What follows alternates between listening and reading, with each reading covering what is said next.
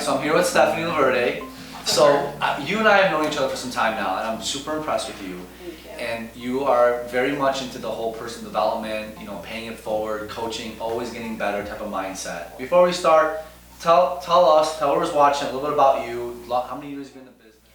So I was in the meetings and event planning industry for 10 years after college.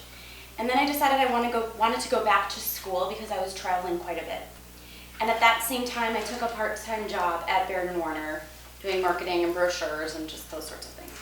And I found myself kind of shifting my interests a little bit away from counseling and more towards real estate. Right. And then I decided to get my real estate license.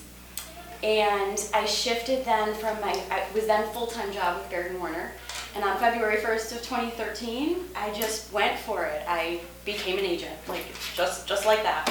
Yep. So did you have any fear jumping from that position into a fully self-employed position? I was terrified, yes. How did you overcome that? Terrified, because I was making a salary and benefits over here, and we all know that real estate is 100% commission.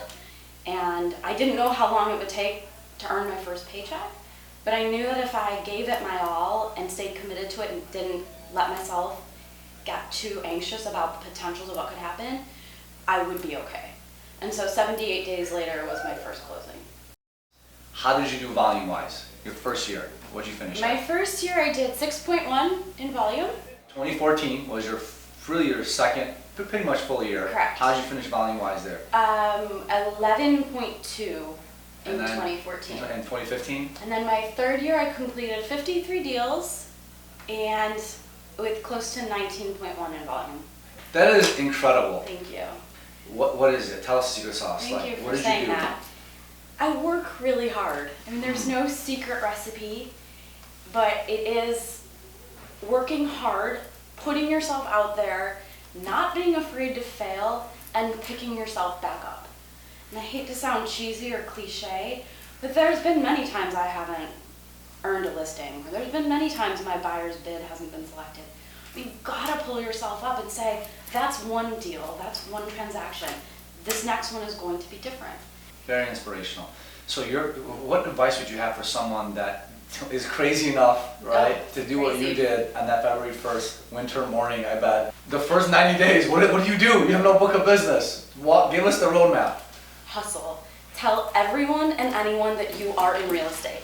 Everyone needs a home, right. Whether it's big or small or fancy or simple. Right. Everyone needs a roof over their head.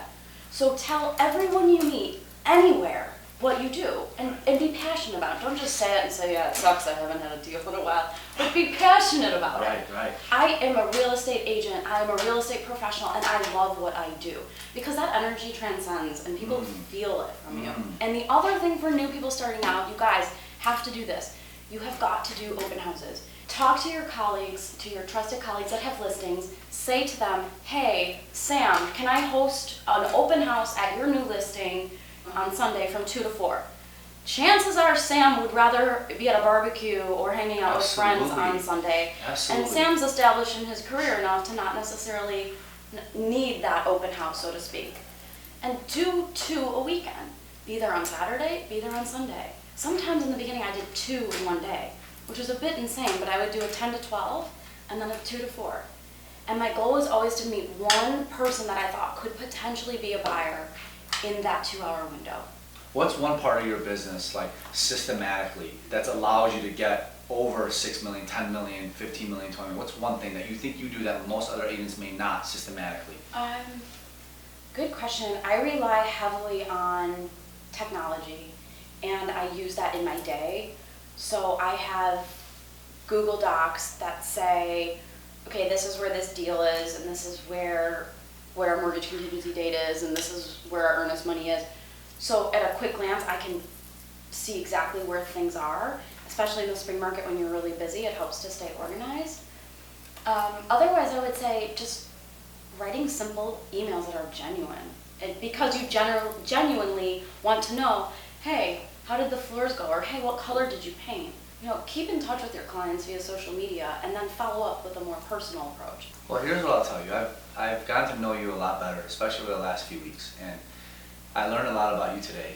And you've inspired so many people. Thank you. Especially people that want to make a completely different jump into a completely different industry and not have any security of pay, that they can do it by just working hard. And you've influenced a lot of, women as well, right? Because we have this vision of building a power team.